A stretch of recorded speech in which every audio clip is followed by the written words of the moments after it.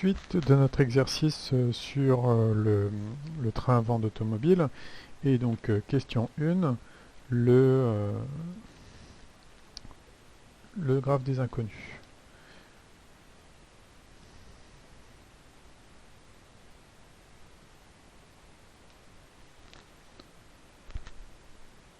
Donc, nous avons ici le solide 0 qui va nous servir de référence, c'est le bâti.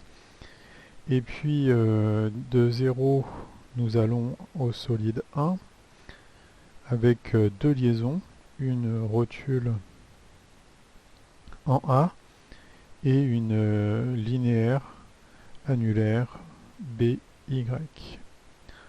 Ensuite, nous passons au solide 3 au travers d'une rotule de centre G.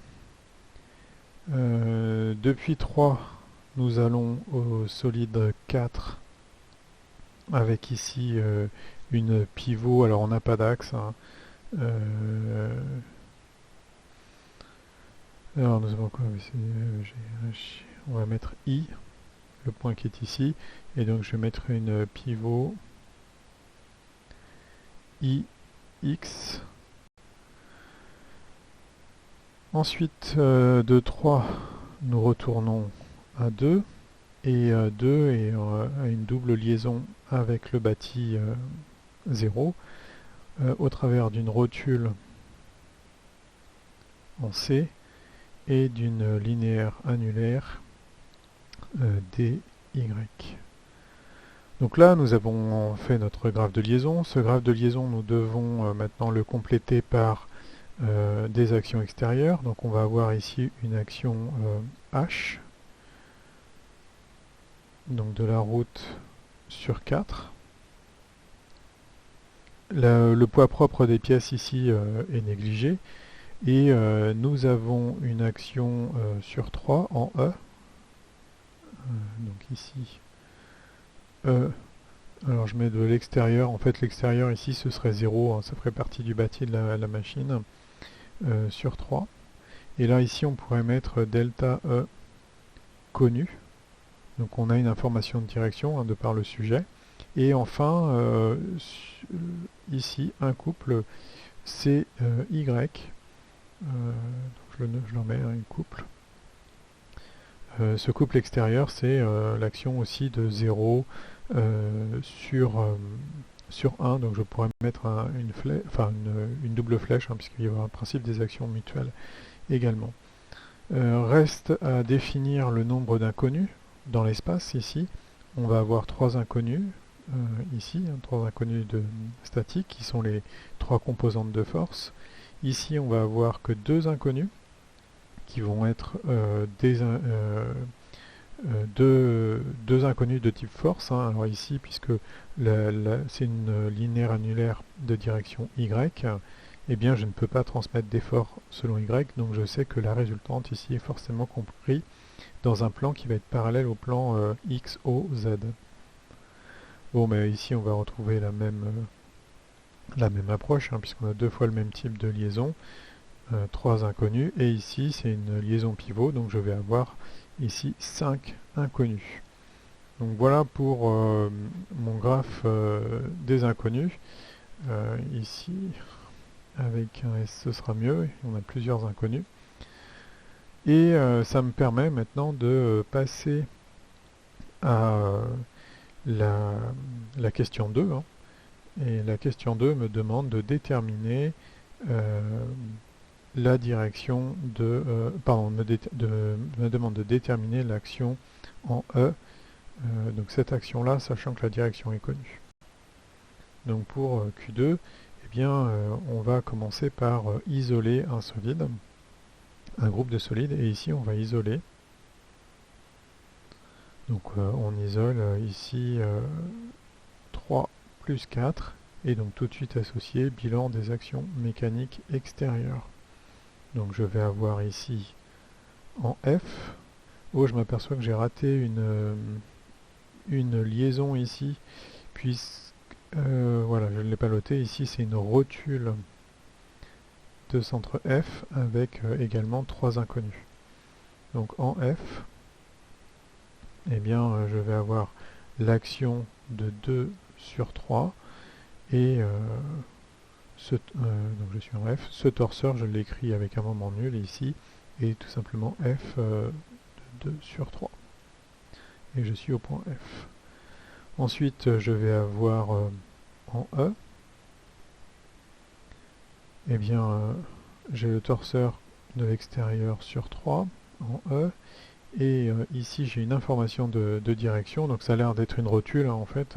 Une partie de rotule, mais ici, je connais que E de l'extérieur sur 3 en un moment nul.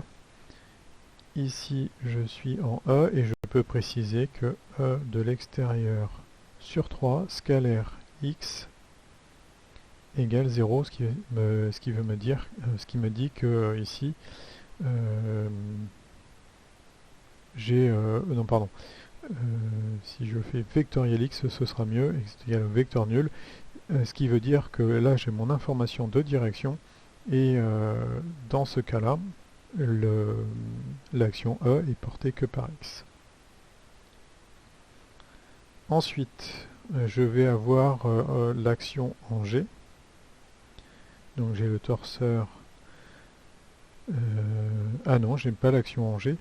Mais tout à fait, puisque j'ai isolé 3 plus 4. Donc il n'y a pas d'action en G, c'est l'action en H.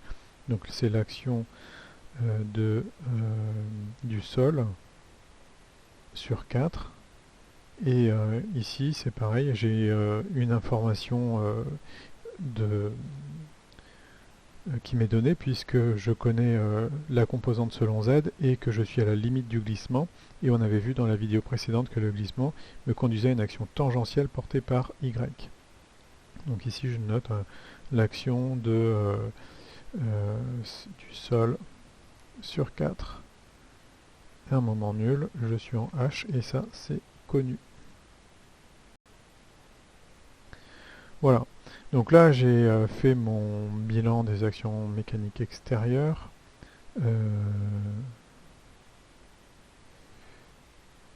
Non mais j'aurais dû, pardon, j'ai oublié ici, l'action en G fait bien partie du système que j'isole. Alors, je me base sur mon schéma qui est plus très clair et en fait, si j'avais voulu être plus efficace, je me serais servi de mon graphe des inconnus et j'aurais entouré ce que j'isole. Et là, on voit bien qu'on casse les deux liaisons.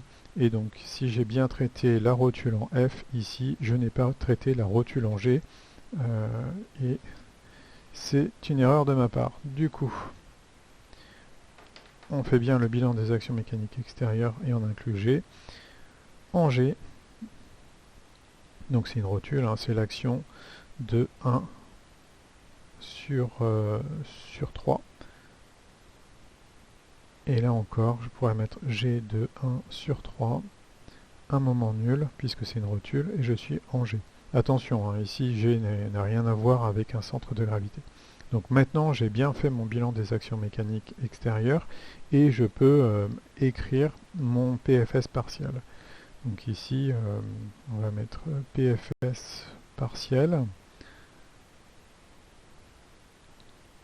et on va écrire somme des moments extérieurs, et arbitrairement je vais choisir soit G soit F, mais je vais choisir un point de l'axe FG, donc je prends G ici, hein. Donc des moments extérieurs en G, scalaire FG égale 0.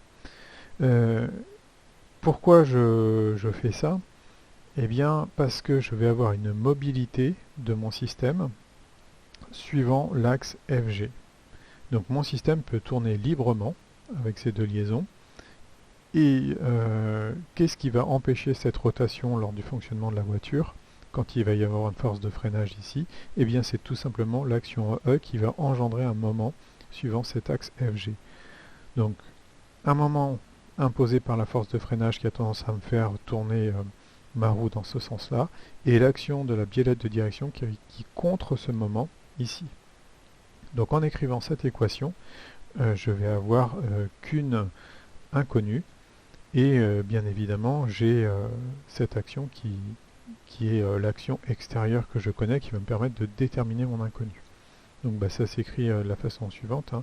Je vais avoir, si j'écris tous les moments en H, je vais avoir GH vectoriel H de l'extérieur sur 4, scalaire FG, plus GE, vectoriel E de l'extérieur sur 3, scalaire FG égale 0. Alors là, j'ai intérêt un peu à réfléchir avant de me lancer dans les calculs. Si je lis le sujet, je vois que GH est connu. Très bien. Il m'est donné directement. Je pourrais donc l'exploiter. Ensuite, est-ce que j'ai l'action GE? Est-ce que j'ai le vecteur GE, le vecteur déplacement GE? Eh bien, pas tout à fait. En fait, j'ai un vecteur GH, j'ai un vecteur OG, j'ai un vecteur FE, et donc a priori, je ne l'ai pas directement, et je vais donc devoir me servir des informations qui me sont données pour le reconstruire.